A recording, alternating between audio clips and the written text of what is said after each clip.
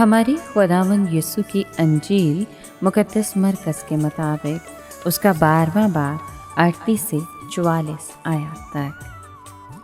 अगले दिन यीशु ने अपनी तालीम में कहा, फ़कीरों से ख़बरदार रहो जो लंबे लंबे जामे पहनकर फिरना और बाज़ारों में कोनशात और इबादत खानों में अव्वल दर्जे की कुर्सियाँ और ज़ियाफ़तों में सदर नशीनी पसंद करते हैं। वो बेवाओं के घर को निगलते हैं और रियाकारी से लंबी नमाज पढ़ते हैं।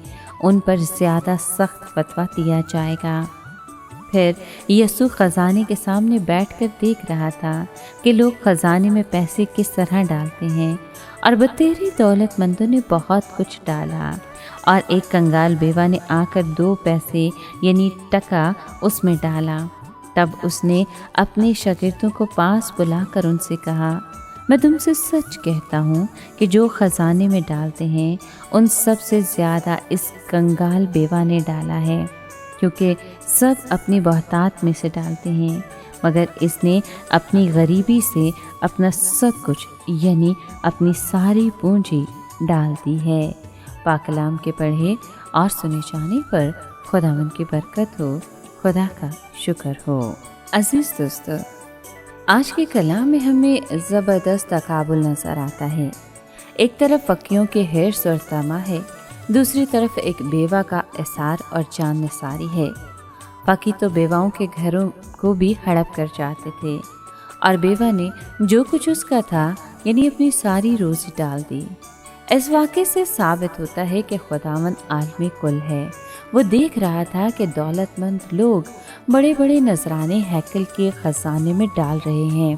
वो जानता था कि उनके नजरानों में कुर्बानी और एसार का कोई अमल दखल नहीं, वो अपने माल की बहुतात से डाल रहे थे।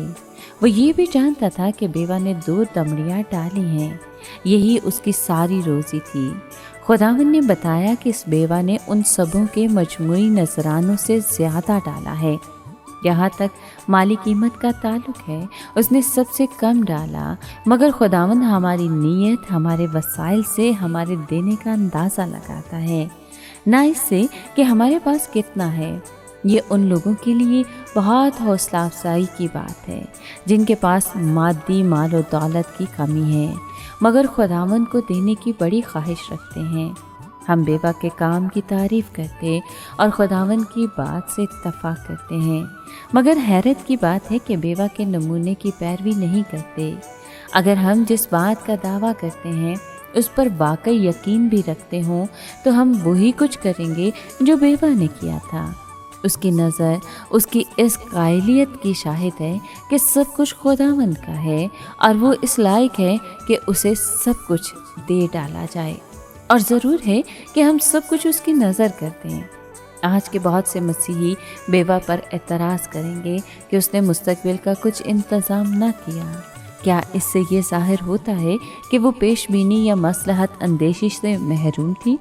लोग तो ऐसी ही दलीलें देंगे, मगर ये ईमान की ज़िंदगी है कि इस वक्त जो कुछ भी है सब खुदा के काम में लगा दिया जाए और मुस्तकबिल के लिए उस पर भरोसा किया जाए। क्या उसने वादा नहीं किया कि जो लोग खुदा की बादशाही और उसकी रास्तबाजी की तलाश करेंगे उनको ये सब चीज़ें भी मिल जाएंगी? क्या ये इंतहा पसंदी है? इनकलाबी बात है।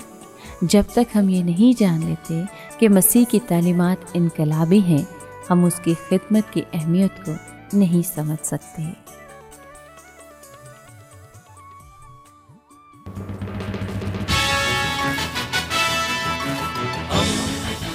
दोस्ती का पैगंबर, रेडियो वेरितास एशिया।